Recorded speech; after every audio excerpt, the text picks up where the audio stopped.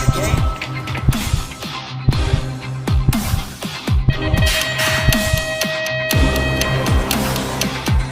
What's up, everybody?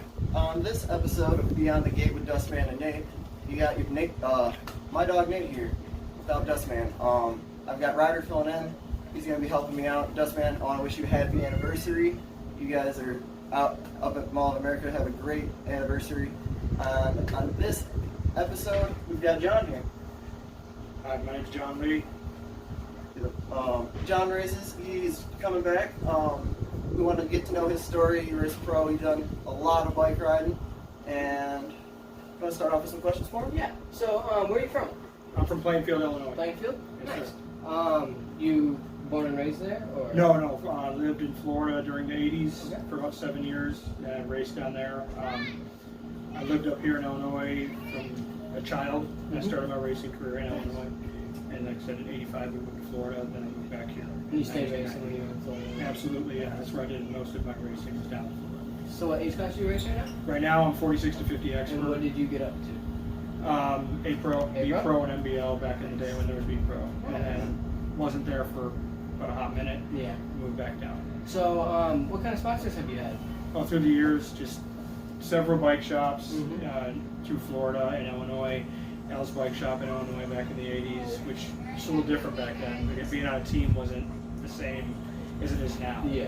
It was a lot different. There wasn't as many.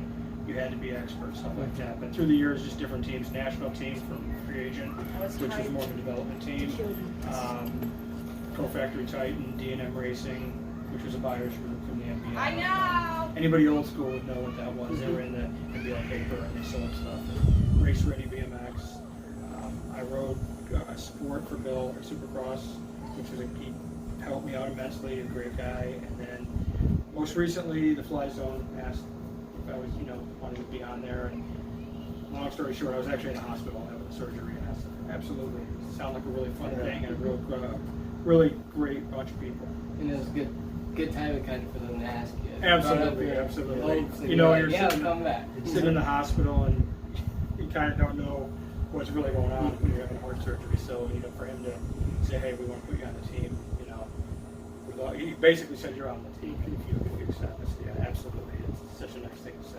Great people. Joanna and Paul are just great people. And how long did you race pro for? About 6 months. 6 months? Yeah. When I did it, it was still B Pro and MBL, and then I just turned 18, and then it was A Pro, ABA, but I never did an ABA. I raced almost exclusively MBL. Florida was only MBL. They had no ABA tracks in Florida, in the state. Okay. But the competition there locally was like going to any given national you want to go to. Oh, yeah. We had semis and quarters sometimes at bigger local state races. And stuff. That's how our I've local heard. 17 to 20 class And is. I've heard it's exactly the same way now. They have an insane talent field down there in Florida. They've got a lot of kids going crazy fast. And it's even more now because you have all the people coming from different countries over there. Because Yeah. it's an international port there, so Yeah. they get in. You get a lot of Colombian riders who decide to come to Florida to race. Definitely. I've seen a lot from like Tyler Klumper, Andre LaCroix, Souza is going real fast down there. They've got a bunch of kids that just came out. Absolutely. And It's like California in the 80s. yeah, definitely. So, what's been like the biggest difference? Like you already were talking about a little bit, like the teams were really how it was different. You want to like explain how the teams were different between now and how they are now? Well, back in the day, there wasn't a problem getting kids to the track. So there was always kids at the BMX track. Everybody wanted to race. Like I told you before, I went to school and our bike rack had 30 private bikes, because everybody had a bike from the bike shop. It was a Patterson or a Skyway or a PK Ripper or a Quad. Everybody had cool bikes. That's just how it was. And racing was like big. People had posters on the wall. There was TV shows with it. It was on ESPN. It was on Nickelodeon, the World in '87. It was a big sport. So Culture scene. they didn't have to bring kids into it until the video games really got big.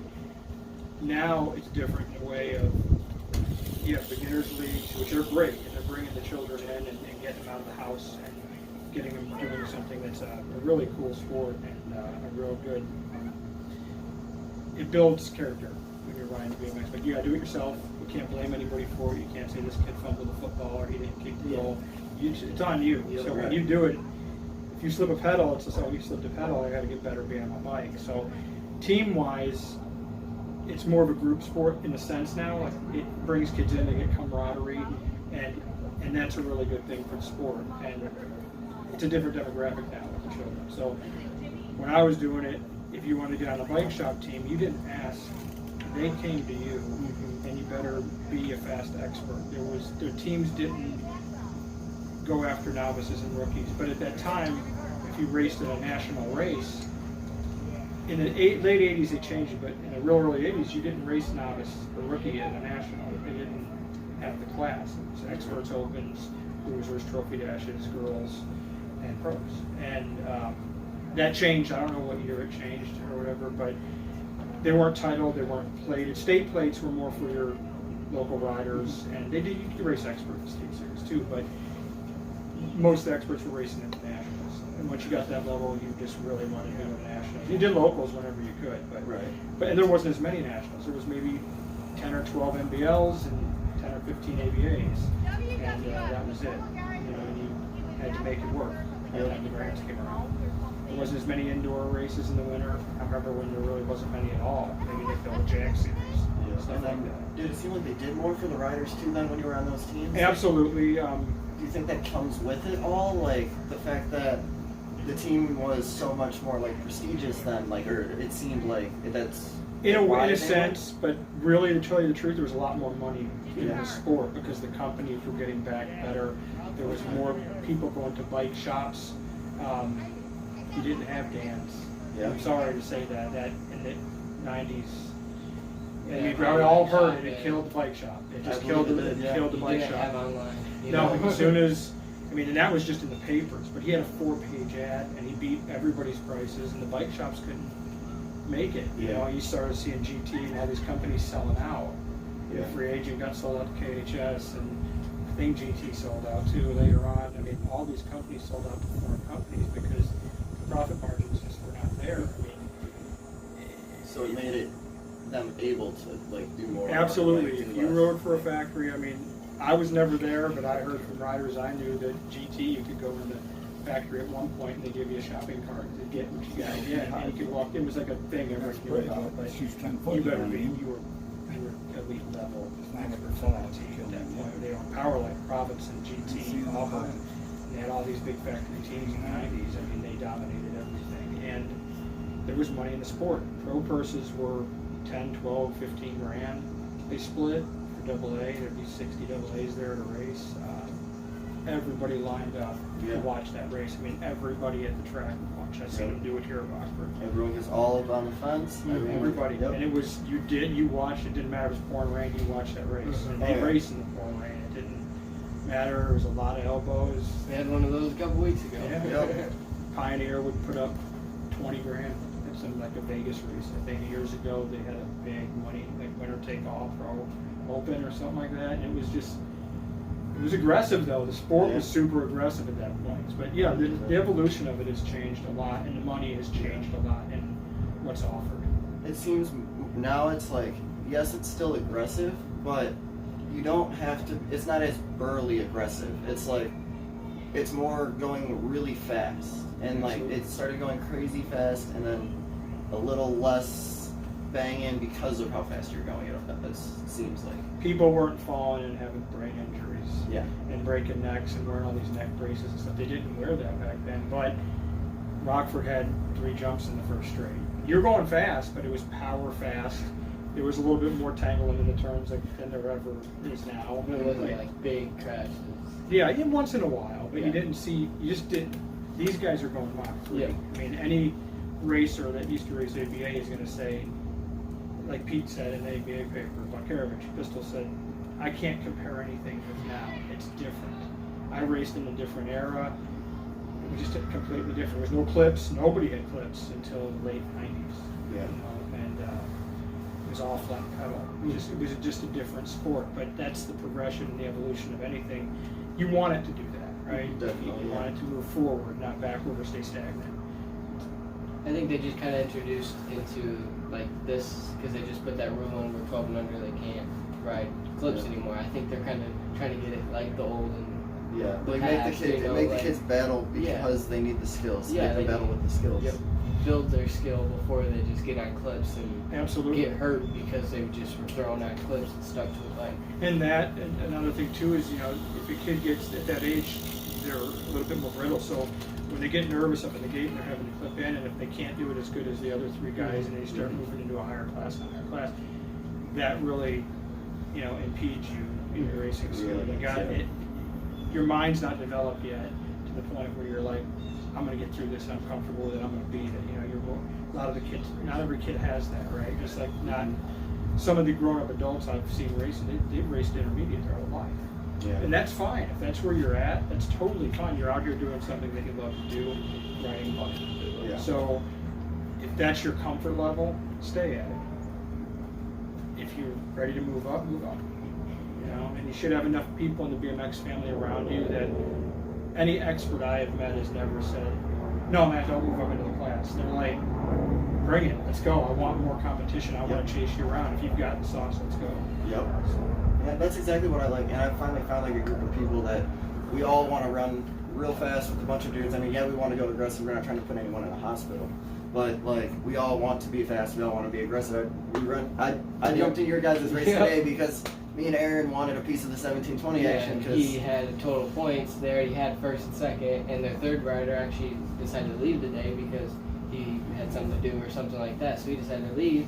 So it was perfect. We had 6 riders. They had 2. Yep. So we were like, we filled throw up the them in. gate. Let's call it. Full gates Figure it out. you're always going to learn more racing with full gate Oh, events. yeah. If you Yep. race every weekend at the same track with the same 3 guys, Yep. and I don't care if you throw intermediates in there, a cruiser guy in there. You did the cruiser race where you ran. I was telling the guys at Elgin, I used to do cruiser opens, and I kind of started that here years ago with a bunch of guys. We did 18 number cruiser open, and we did one at Elgin one time. And I said, okay, we're going to do a cruiser open. Is everybody in? I talked to every rider, and I said, okay, we're going to do something funky. I had an idea. I said, okay, everybody, we got 8 guys on the gate. It's full gate. I said, okay, everybody move over one bike. Because we're on flats. Oh, that's Everybody had to awesome. move over on bikes, but nobody take each other out because I got stuck on. It might have been John Mauer's bike. It was like a child bike, man. I'm used to broke on, but we had to do it. It was just fun for a moto. But that's you get your chops doing that. You know, and That's a name. Hold on a second. John Mauer. Yeah. Dude, I remember Mr. Mauer. I did get to ride with him some when he was in Elkhorn some when I was starting to race. I do remember him being around then. We had a memorial race for his son. Yes. And I remember that's just a name I haven't heard in a while. Probably we need to take a pause to at least acknowledge that. What were you gonna say? I don't remember exactly what we were talking. We did What 18 we- over cruiser open here, and I got next to Mauer, and Brian Gunyon just turned 18. He's like, let's go, man. I'm like, hey, ain't no joke, bro. We hit the gate. And he's like, all right, because Gunyon's gate was just crazy. And Mauer got out. He'd get out before me sometimes. He wouldn't win, but because he was at that point, I think he was 60, and he'd still get to the finish line and smoke a cigarette. So we would get out, and Brian said, dude, he's got a gate. I'm like, yeah, he's no joke. He's popping, yeah. Yeah, I mean, he's not supposed to. It's like when I race 36-year-olds. I'm like, am I supposed to beat every one of them? No. I mean, can I compete in my class? Yes. And if you can, that's where you got to balance things. Just because you're practicing and you're fast and you get that that cold cop chick in there at 15, he's like gone, and you're like, you get mad for a second. And wait a minute. He's 15. He's 15. When I was 15, I'd do backflips if I wanted. I didn't care what happened, But now it's like, okay, I gotta go home. And I got a wife and kids and I gotta go and work. a job. And, I just had a surgery and stuff like that. It's like I just want to have fun. I want to be on the bike. That's it. But to your point, the teams are completely different. That's like doing that cruiser race. That's what makes it so fun, is doing races like Old that. man opens. Having fun again. That's What are we here for? fun. Yep. That's We're here to exactly do what I'm this. here To for. ride this bike. Yep. Ride these bikes, have some fun. I see guys I ride with, they got $5,000 bikes, and I always say it's not the bike, that's the rider. But if that's what they like, and they're really just love BMX bikes, and they like to build them, spend your money, whatever you want. Yep. I don't. I was never attached to my hunches, my SEs, anything. I sold everything I ever had. I just did. I've won Supercross cruiser I kept. I rode that thing across probably 40 of the states. It's just one of those bikes that I did. Had a good year on, and I had it repowdered, no stickers. It's in my shed or in the garage closet. It's just a bike I'll never get rid of. You know, It's very good. it's one of those things you just Sentimental. Yeah, that one's sentimental, but everything else I've rode, I mean, it's just a bike, but it's what you're doing with it. Yep. You know, that's when the guys say, "Why do you stay on the gate all the time?" Like, I always have to take a break. I go up there and I just watch my heart rate, and I go again. And I watch my heart rate, and I go again.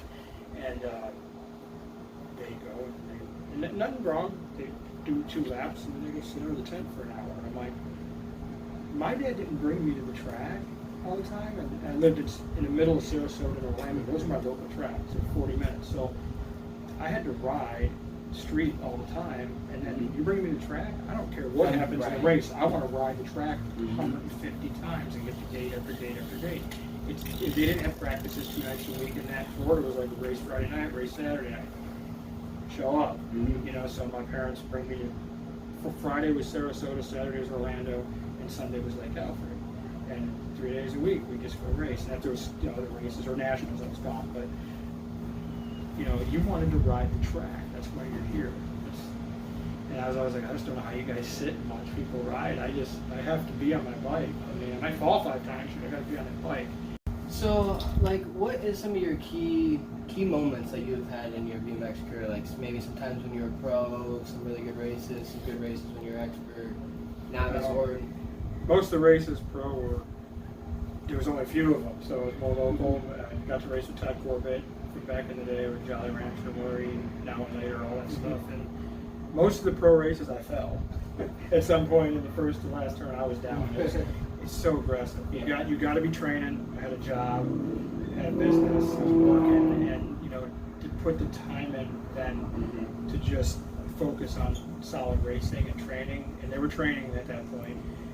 You had to be on your game. Yeah. I mean, I was by no means, or stretch of the imagination, fast and pro. I just had raced expert long enough, and I was like, I want to try it.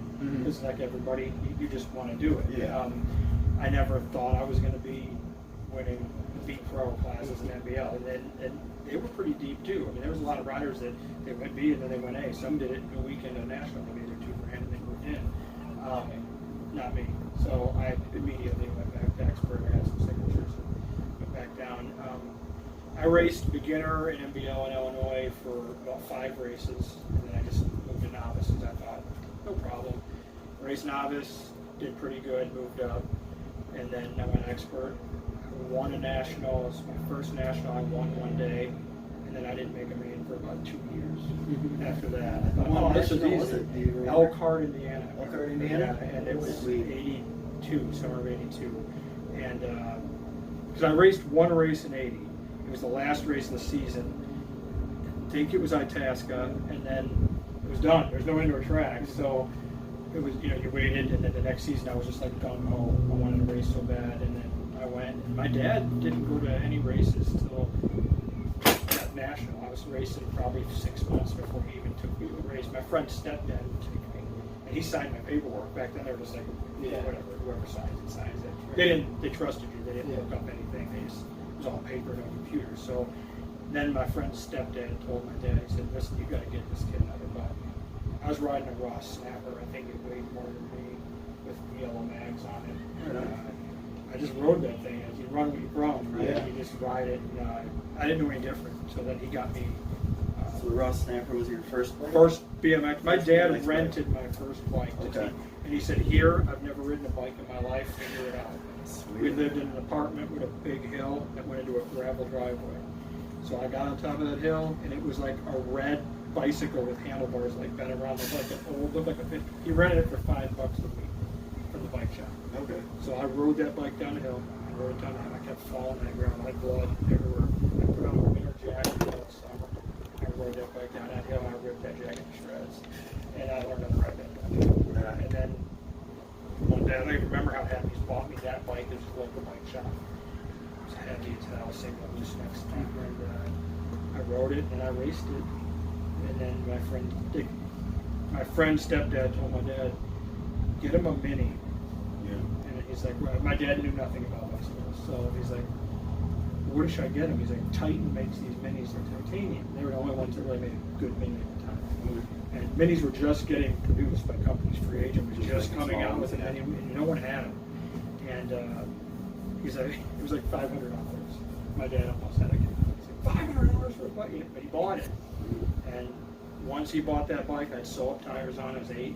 I jumped every jump I could jump, and I broke so many stupid rims. You got to think of it, because sew-ups, you couldn't find them as much. So they got like a Yukai 1 1/8 inch wheel for me. And I just rode it. We used to wear tires out. Yeah. I don't wear my tires out now. My mom would say, see you at dinner. You better be home at dinner. We rode all day. I end up going through a set of tires about once a year. My bike tires. I will now, but dead once a year. we would ride trail where we just made jumps everywhere. Yeah. Wherever there was dead sidewalk in, we had a jump built on it. Someone come rip it out, or wherever we find neighborhoods. Just put pallets down, put plywood over them, and then just jump. I mean, we just jumped everything we could, and you just did that. You wore parts out. Like kids don't ride their bikes like we used to ride our bikes. You come to the track. That is true. So how long did it take you from when you like started as novice to turn to like inner, or like novice, inner, X, and then when did you start traveling to the nationals? I raced 5 races beginner. MBO was beginner, novice, expert. That's how they ran their classes. I didn't do any ABA at the time. Okay. And then I raced here once, but I didn't locally go to ABA tracks. And then I raced 5 or 6, half dozen novice races. Then I moved myself to expert. I think you needed 10 wins and everything, 10, 10, 10, and you were into expert.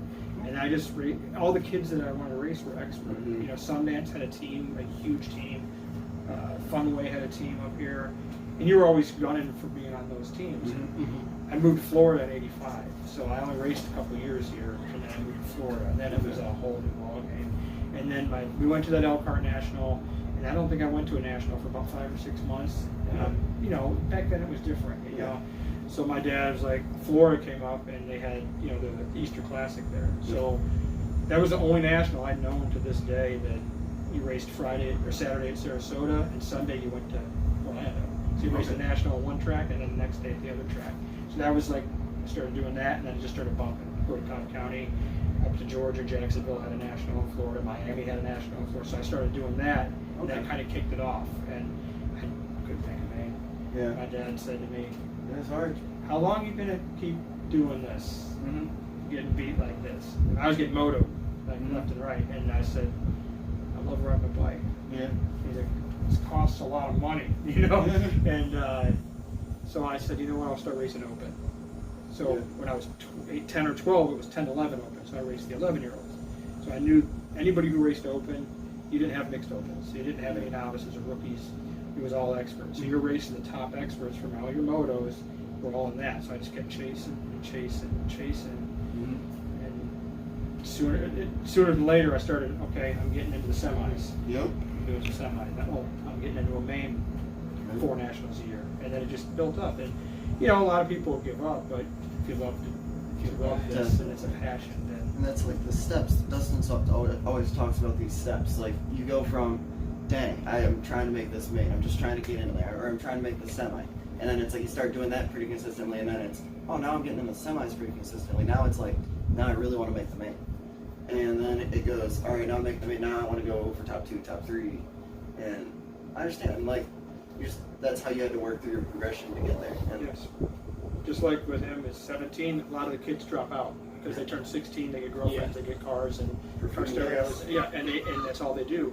And then they go away. But the kids that stay, the young guys the young men that stay, they're usually the ones that are like, I'm not ever going to quit this. This is something I'm going to do until I die. And sort of like I did, I stepped away a few times, but I never stopped going. I held a license. I just go to steel wheels and practice. The winter, I wouldn't race. Right. And my stepdaughter looked at me and she said, "Can you please race? You've been practicing for 2 seasons, and you're fine to go back, Dad." And I'm like, okay. And I tried it, and I told you I went to spin classes, and but I'm actually restarting right now because of the heart attack. So when I saw you yesterday, I'm like, I'm working the gate the first straight because that's what I can do. I need to get some things back health-wise so I can start working the rest of the track and jumping ready, but the body's just not ready yet. But national-wise, I hit as many as I could. My parents were like super awesome. I could travel with people, with teams, and they were like, let's go. Here's rolls of quarters for your laundry, and here's your batteries for your laundry. See you in 3 months. So what was the first team you were on? First team. I think it was D&M Racing. They were a mail order company in the MBL magazine at BMX Today. I still have that jersey. It's crazy. I still have it. And they carried Titan. Bob Furry, I think, was partial owner, and he was the owner of Titan. So I was noticed a little bit, I think, by them. All this stuff when you're not literally talking to your parents. So you're not being talked to. So then my dad's like, hey, meet Bob, and you're going to be wearing this jersey and leathers, and here's a helmet and a gear bag, and he already had a bike, so they're going to help us out with things. So that was how that started, and then from there, it was just small teams here and there. Co-Factory Titan, which was owned by Bob Furry, and then my Crehan was on there, a lot of really fast experts. And like I said, Co-Factory back then was a little different. You know, they helped you, but it wasn't like, here, carte blanche, you're flying 16 races a year. Right. But I was never at that peak level, never in my career. To this day, I was telling Paul, I said, I've held a number 2 through a 10 plate. Mm-hmm. I've never had a 1 in a state, because I wouldn't do state series because I was racing nationals all the time. And when you're 14, you're like, yeah, who cares, you know? Because there were so many races going on. So you just went to those things and had fun with your friends. And to your talk before was, you know, yeah, you want to, Dustin, you want to keep moving these progressions, these little steps. Mm-hmm. But it's so nice when you're in the mains because it's like the usual suspects. You got your 7 guys that you've been racing. And an expert, you'll notice that if you're banging at a national and you go into a rhythm section, if you're an intermediate, the first thing you're coming up on a guy, and this is no bashing to where you at. Mm-hmm. If you're an expert, I can look over at Nate and he could be coming past me and like, hey, you're having a better day. We'll do this again tomorrow. Yep. You let him go. Whoever's, you know, you're not out to take someone down or to get that trophy. It's like, dude, that was sweet. That was a nice move. You triple manual that, then nose bumped the double at the end, and then hit the step. And I was bobbling through that whole section. You know, props. You know, it's like, oh, all right, I didn't have it. But tomorrow, you know, that's how you get it. You got to trade. Then you go to the go-kart track and you try to kill that guy. So that he can't race next. Yeah, right. You know, no, it's tough. You're out here for the love of the sport and to pedal those little things around. And to learn. What's kept you coming back? You said you stepped away a bunch. What's that driving force that brings you right back? If I knew that question, the answer to that question, I'd be rich. Because it's instilled in you. I've never had better friends than the friends I've had in BMX. Literally. Outside of that, you have friends, but it's family. It's like a BMX family. That's what I've always. It's instant too. Mm-hmm. And when you have a lot of time in it, and you'll see this as you get older, you'll come back and people be like, I remember you or whatever. You know, Paul knew me from years ago, and I started way before he even did. And I've come back. I saw Milton today, and he's like, I know you, but I don't know you. He's like no, you don't know me since you had long hair. Yeah. It's been a while because I raced here in like 80 or 81 one time, and then the 90s I was here all the time. But you know, you come here to the locals and you look forward to it. My daughter is like, I love everybody I've met. Right. She's hanging out with girls. Everyone likes everyone here. Yeah, and you come here and you know you come to the locals and like with Dustin, you build progression. The local tracks, it's like people are like, practice, I want to race. Like, dude, the practice is the fun. The race is the work because you got to turn it on. And you come to this stuff, and that's why I would always race like a cruiser, a 20-inch open, cruiser open, and then a pro-am if they had it. I'd jump in it. Never won them all, but you were out there with all your best friends. And you were like, I am working, I am trying, I might not get them today, but I'm going to get them tomorrow. Yeah, and you can see, I watch my brother-in-law, my wife's brother. Mm-hmm. He's super fast. He rides flats, he rides his Pro Ollie standard, you know, and he comes out here to Elgin a couple of days a week, and he's just super fast, you know. He shreds, he really does. Yeah, and you know, he rides going somewhere like this. I watched all his videos. His dad, my father-in-law, videoed, I think, every practice and every race he ever raced. I have video, 50 tapes of this over the years. Watched him, and I'm going to name drop a little bit, but I mean, I watched him race like Tommy Rimas, and Tommy beat him. And then one race, there's Nick. And I watched him from 10 years old to 19. Mhm. From beginning inner to the top of his expert game. And I watched it. When I had the heart thing, I sat there and watched like 250 hours of video. Yeah. Just sitting there watching. And I watched him. Imagine having a video of yourself from the day you were a novice, and you're like, I can't beat this kid. I'm chasing this kid. And then you start beating him, like you said. Mhm. It gives you chills. Like, but not many people can sit here and watch moto.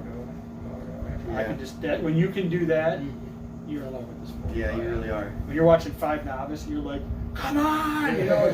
You're like, go under him, go under him. Yeah, and when you get to that point, you know that you can. It's your shtick. That's what you're doing. It's an odd sport. It's kind of outcast a little bit. It was when I was a kid, but you know what? I learned how to mow lawns real quick. I learned how to help my friend deliver papers, and then turned into him being like, well, you want to take the route over? Because I wanted bike parts. My dad's like, if they're not giving them to you, I'm not buying new wheels because you want new ACSZ rims and put $3 of spokes in them. I learned how to lace wheels.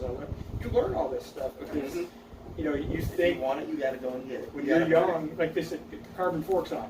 I'm like, nah, I'm older now. But back then, I'd be like, yeah, I need to have that. I need to have that. I need to have that seat. I need that seat clamp. And I need, you know, and new stuff came out every year. It's not like that. Yeah. Like there was 75 BMX companies. Yeah. They all made stuff. And you were like, you know, everybody's stuff was unique, you know, and then you'd get it and you'd be like, oh, this came out, and, you know, and you have to get it, or it's, you know, a Ryder you do, like Eddie Sigmund, he made a stem. It was the coolest extra long stem you could ever buy. Everybody wanted it, and he had a racket on it, and he didn't make many of them, and you were always trying to get a hold of them to get one, but you had to send in self-addressed stamped envelopes for this stuff, for stickers and stuff. You couldn't go online. Yep. You would run to the hardware store in my town to get the BMX Action, the Super BMX and Freestyle, the BMX Plus, because you didn't know what happened at the races. Yeah. Because unless someone called you, you're like, hey, did Hill win? Or, you know, because you knew pros were tight in your class, like BMX Action had the Terrible 10. I don't know if you ever heard of that. Yep. Because that was the top 10 experts in the country, you know. And you know, my dream is to get to 51 and over X because I want to race Billy Griggs. He was my idol growing up. I mean, everything about that guy, I loved how he rode. He raced to the finish line every time. He won more races on that last straight. And I just, to this day, I've only sat and talked to him maybe once or twice, and he wouldn't remember me from anybody else, but he gave me good advice. What's it like coming back after the open heart surgery? What's the biggest issues you were having? Do you have anything you would want to like tell anyone else who's struggling with coming back from something like that? Absolutely. Well, first of all, it's if you get a full open heart surgery where they crack you open, it's super invasive. So if you're competitive and you like to do something, whether it's golf or football or baseball, softball or BMX, you have to heal. So what I've been going through is a muscle thing. So when they crack you open, they pull the muscle and the tendon, and everything gets ripped off your chest bone. So that has to re-heal, and all the scar tissue's got to, you know, either dissipate or whatever it does in there. So when you're riding a track, you have to take it in segments. Yeah, and I'm learning that now. It's like, do what you can, and when you feel a little bit, test it out, push it a little bit, and then go home. And if you've hurt at night and you're taking aspirin all night, dial back. So I've figured out in the last 2 months I've been back is work the gait first straight. So I'm using a lot of upper body, and it doesn't seem to be hurt. It's more the lifting and trying to do a manual or getting through rhythm sections. That's where it's hurting me. You got to gauge yourself. If it's a heart thing, I have an Apple Watch, but my doctor even recommended it. I watch my heart rate. So when I do one lap, or I do a half lap, I go to the gate and then I wait for it to go down. My heart rate goes down real quick, which means everything is working properly. I wait till it gets down to a certain number, then I go again. And that's what I just keep doing, and I just don't stop until I need a drink or hydrating, and then take a break. The leg, they took my arteries out. So that leg, I've been telling you, my second stroke is super weak because they took all my artery out of one leg. So that really, I guess, does something to the power or strength that you have. You're not getting the oxygen, the blood Right. flow's not going through there. Muscles there, same, but it's just different. And, you know, it's with anything. Like, after the heart attack, I had a back surgery right after that. So I came back to track for like a month, and then the next thing I know, I was having a big, huge cyst cut out of my back. So in 3 more months, I was out. So you have to, if you love it, you keep focused and you just keep trying. It's actually super nice to be able to be like, it humbles you, right? Yeah. You get back and you're like, you're not being mean or aggressive, but you're saying, I know where I should be. I know I should be going faster than I am, and why is he in front of me? And, you know, it's just how you operate as a human, right? So you have to look back and say, hey, I might not ever be there again, but am I happy riding the bike? Am I going to quit because I'm not winning, or I'm not doing better than anybody, or I can't jump that big set of doubles anymore because I'm worried about getting hurt? That's where the people who love this sport, or love riding a bicycle, or they're just here for one reason, they're going to stay or go. I'll be coming to this track, or any of the tracks, to watch riding if I can't ride anymore. If I get to a point and he's like, you're done, you can't do it, I would probably say, well, I'm going to go volunteer at the track. I'll be in concessions, I'll take money, I'll work the first turn, I'll prove the track, I'll work with kids at beginner league. That's the difference. Keep giving it back. Keep being active in the sport. And as for how it's helped me in life, you know, I owned a business for 24 and a half years. And the drive and the lessons I learned here to be an independent person, you know, to do things for yourself. And when you're next to guys like you and you're like, my mind says I'm going to catch you. When you use that in business, it's, you know, you have competition in business. So, you know, you have people you're competing against for work. I was in the labor industry, so it teaches you lessons on, you know, you don't want to badmouth your competition, just like you don't want to badmouth a rider. I never would badmouth another rider. You don't badmouth your competition. Competition's good. It builds character, it builds speed in racing, and in business, it builds your ability to understand how to run business, because your competition might be older than you. So what do you want to do from someone that's older than you or better than you in riding? You want to learn from them. So, you know, you have to look and say, you know what, this guy's the fastest guy, he won national last year. But nobody I've ever met has been on top. Nobody, right? Everybody cycles through, and everybody gets their turn if you have that drive and that passion to do it. But, back 10, have a good time. If I don't get a plate, I'm at the Grands with all my buddies, watching this video, you know, having a good time. You know, I've done more, being able to sit here and do this, even though I've never been, I mean, I was honored when you asked, because I was like, I've done anything in this sport. I've just been doing it for 40 years. But it's great because we get to see it. Yeah, and we learn the knowledge that you can tell us, you know. There's just so and like much. you're saying, it helped you with your business and stuff like that. Like, so did it help you ever, like, where, like, when you get mad at something in your business, did it ever help you, like, kind of relax because you can, like, open your mind and stuff like that? So, well, first of all, every time I've had anything come in my way, whether it's the heart attack, I'm back here, anything, any kind of problems in life, marriage, kids, this is therapy. Yeah. When I get out the gate, that's it. And when I get into Maine, the first thing everybody's like, why are you so calm? Like, you know, it's like at the go-kart track. You know what this is? It's the last ticket. Yep. We're in the Maine. It's on. So if I get 8th, I made the Maine. Yeah. I'm not happy with that. I have to tell you that sitting here, going across the line at 8th, It's like I'm it's pounding better my than head, thinking. mad. You go to the car, but you don't want to show the kids that. You don't want to show anybody that. But this is therapy.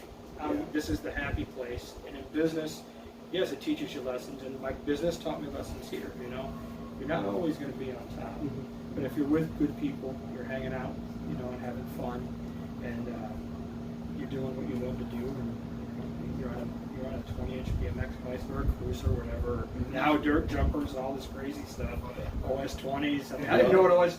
When I saw an OS 20, I'm like, oh, it mean old school 20? I didn't know it meant oversized wheel 20. I didn't know. I had no idea. And I'm like, then I noticed it. I'm like, that wheel looks taller. And yeah, it's a bigger wheel. So the only thing that I've noticed that's way better, and I wish it would keep getting better, is I feel bad for the dads on cruisers because of the classic. Now, you can race novice, I get it. I just wish they would have, like, you get 10 races, you start winning races in cruising, because these dads bring their kids out, and then they get in with guys that have been doing this forever. Or you jump on a cruiser, and you're in with the guy that's his first race. It's disheartening, right? It's like, they're like, why am I going to keep doing this? Yeah. There's one thing to do this because you love it and you get beat all the time. But there's another thing when it's just never ending and you can never. You know, they should have like a beginner cruiser class for you. I can see that. Yeah. Yep. Definitely. I mean, I like getting more guys in the moto, but honestly, yeah, it's gonna. I can see it definitely being disheartening. It's very discouraging because like even like it might not be that, but like my girlfriend sometimes it's her first year racing. She gets stuck racing me sometimes. Yeah. So I'm like, I'm sorry, babe. Yeah, no, it's hard because it's like saying, okay, you get one novice race. and then you move to inner. Yep.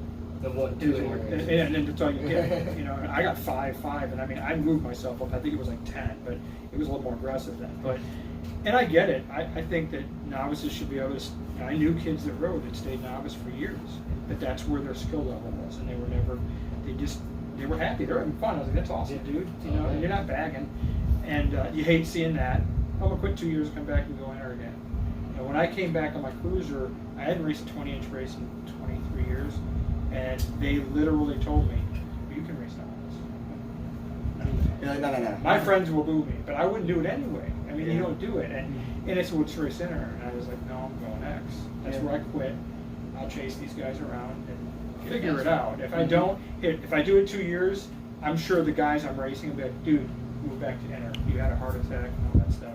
You're cool. We're cool with it. Right. But I've been in a lot of races in cruiser where I feel bad because guys are like, hey, nice to meet you, and you meet them, and just back, and they're like, you just start, and then you're moving a lot faster, and then they're like, man, I just started, and you just show up, and I'm like, you feel bad, because you're like, you know, and not in a bad way, because everybody has their way, but, you know, you just, dude, I wish you had your own class where you guys could just race each other. People like you know, like you're not putting the big kids with the little kids, like super little kids. Yes, and it's hard because my daughter's 15. Yeah. Every race she's raced except one, and it's been like 4 or 5. She has to make a main. Yeah.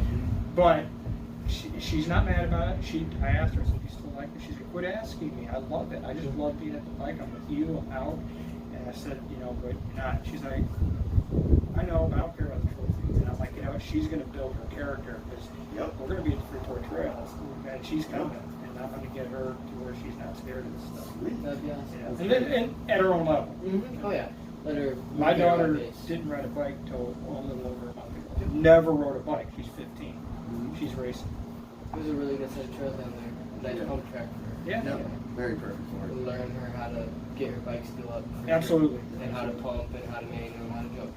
So chasing people around is not always a bad thing. It's not. That's how I've figured everything out. But like you were saying earlier, how you don't learn as much from a 3-man gate.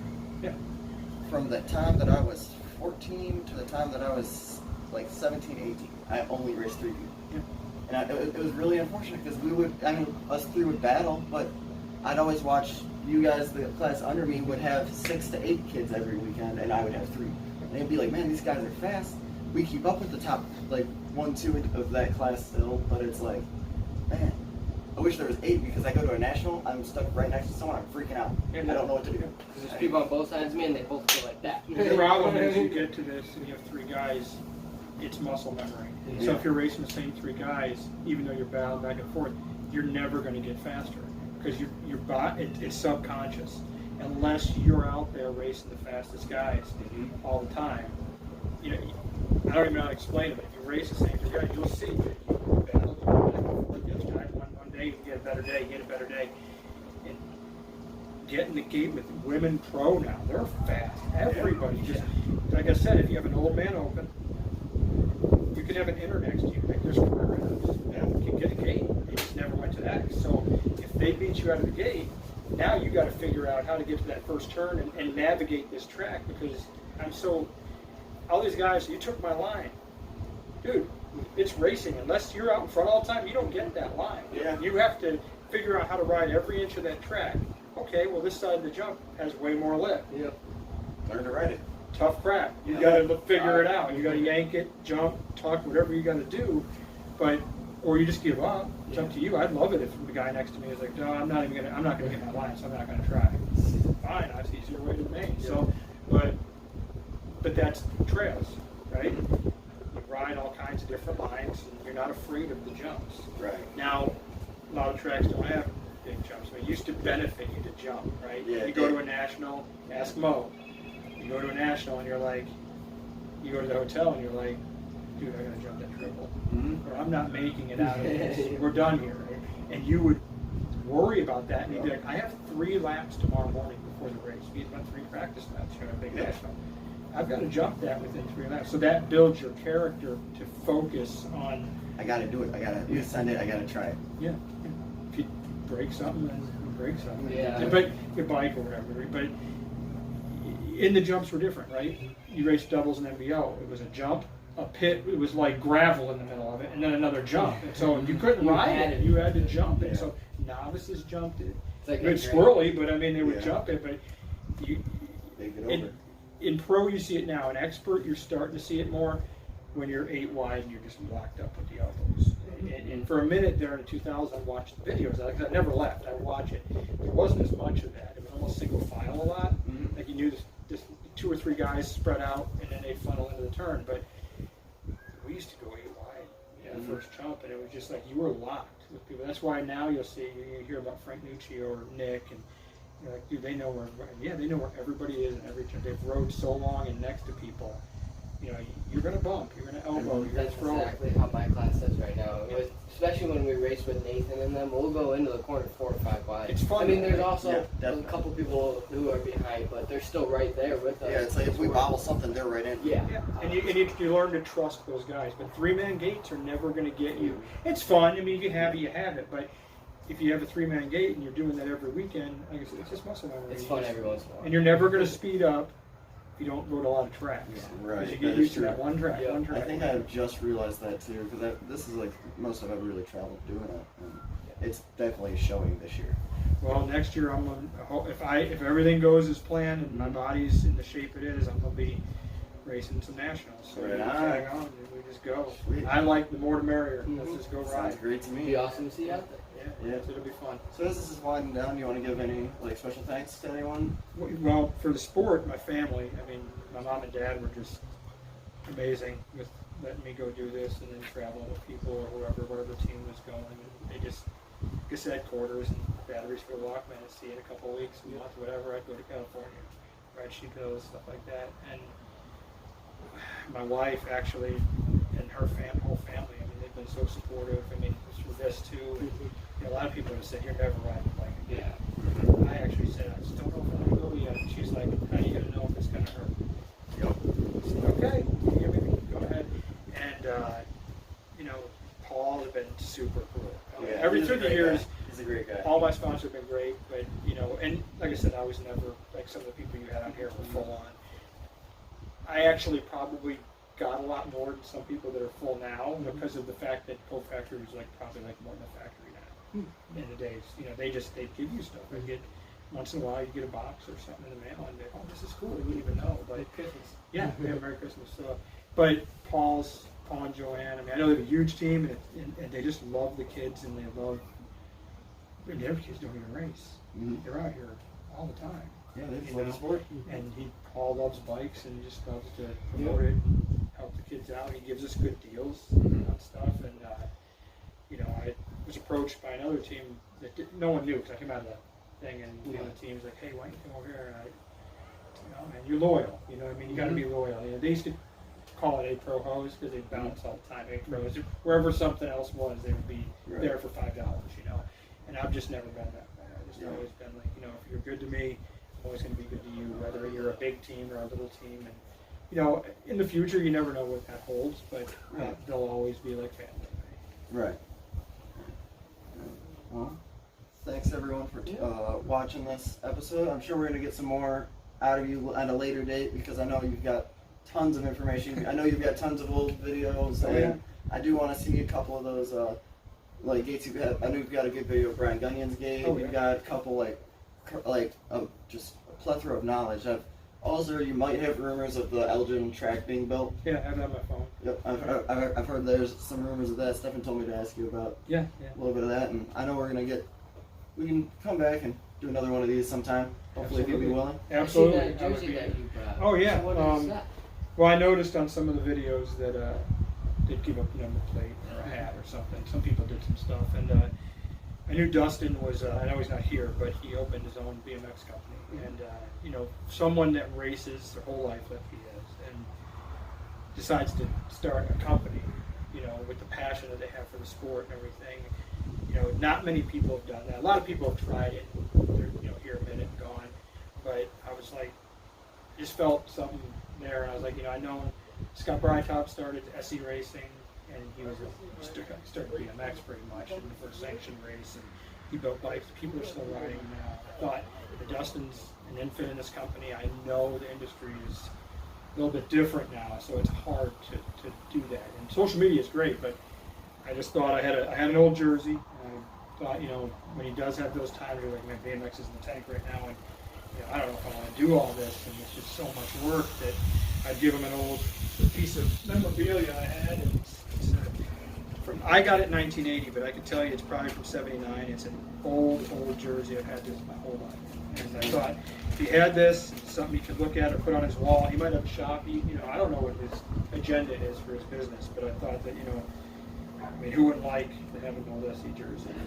Oh, yeah. From this is probably first, second edition. So would you wear a shirt under that, or would you just wear No, that? you just wore it. You just wore it. You just wore it. That's how every jersey was like. But it's so old that the elbow pads just flake off and fall apart. Oh man, that's But crazy. I thought, people have offered me crazy money for this thing, but back to the sport. It goes to someone I think that would keep this. I thought of framing it, whatever, but it's been put away and locked up for 40-some years old. So I thought when he has a bad day, he could just say, this guy did it. Yeah. He did it. When bikes are made out of mild steel. So I don't know. Maybe it's cheesy, but I thought, I'm sure he'll be greatly appreciative, and Definitely. when we have you back on, I'm sure he'll maybe contact you or something, because absolutely. we definitely want to have you on an interview with him here as well. Awesome. Well, I'd like to get that. So if you I could, I know appreciate you that, will. and thank you guys for watching. And I really want to say thank you for helping me out. Of course, I Yeah, appreciate it. thanks, I love giving back to the sport as well. So I know it's any way I can. It's kind of short notice and whatnot, but it was all right. Thank you guys for watching. Thanks to Mega Design Group, Dye Jobs Apparels, Gate 9, Ripped, and T-Bone. There we go. Yep. We struggle through it sometimes here, but we get it done. Thanks everyone for watching. I hope you guys enjoy this episode. We'll be sure to be seeing him again. Thank you guys. Have a great day. This is it.